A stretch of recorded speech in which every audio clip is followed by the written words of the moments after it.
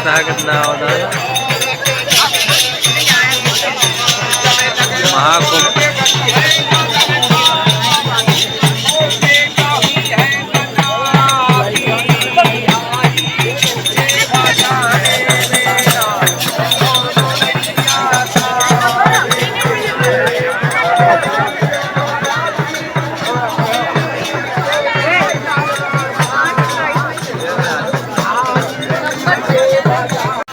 Hello दोस्तों, हर जगह कीर्तन भजन हो रहा है प्रयागराज महाकुंभ में। सुबह के 5 बज चुके हैं और आपको ऐसे ऐसे वीडियो में लाता रहूँगा महाकुंभ का।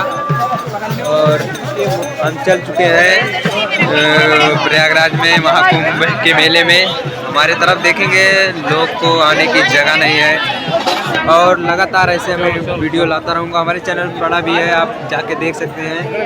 और अगर हमारे चैनल पे नए हैं तो हमारे चैनल को सब्सक्राइब कर लें, लाइक करिए, कमेंट करिए और हमारा सपोर्ट करिए। आपको मैं मिल रहा हूँ नेक्स्ट वीडियो में। Bye bye, Tata.